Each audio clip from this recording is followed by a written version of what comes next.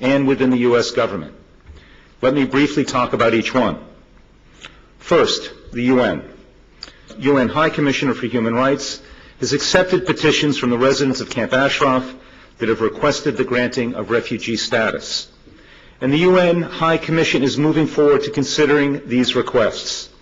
In the meantime, Camp Ashraf residents are now officially asylum seekers under international law, which provides them with another layer of protection against violence by the Iranian government or the Iraqi regime.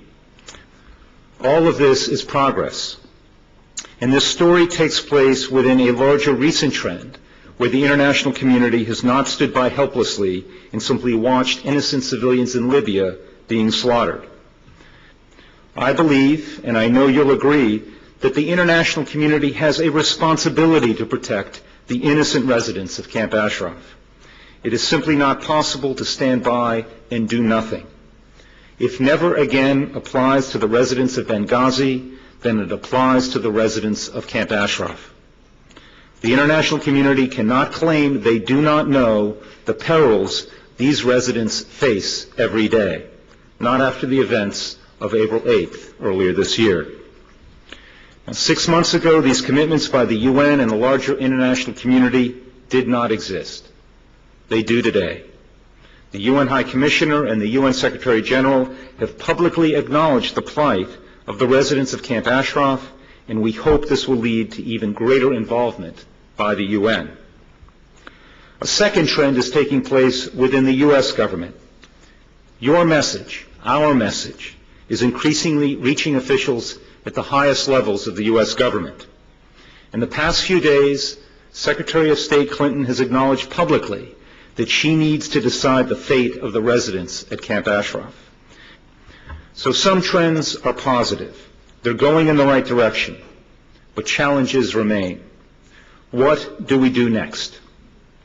First, we need to continue explaining to the UN and the U.S. government why it is so very important for them to help resolve these issues. Camp Ashraf needs international protection, and they need it immediately.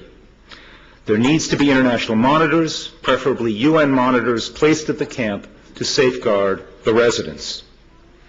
Second, the administration needs to be encouraged to take a more aggressive role in pushing back against Iran. We've all read about the recent Iranian plot to assassinate the Saudi ambassador and a Washington, D.C. resident, not very far from where we are today. If it had been successful, dozens of American citizens would have been killed and wounded in this attack. And yet, the administration reacted as if this plot was only a minor diplomatic misunderstanding.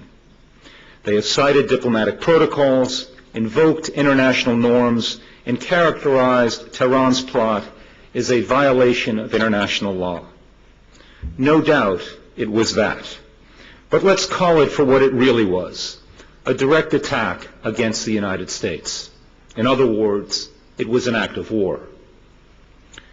One way to send a strong message to the Iranians that they cannot intimidate the U.S. is to immediately delist the NEK. This would be smart policy against a ruthless Iranian regime. It would be consistent with our international responsibility to protect. It would honor the promises we've made to safeguard the residents, and it is the right thing to do. I urge Secretary of State Clinton to take this step immediately.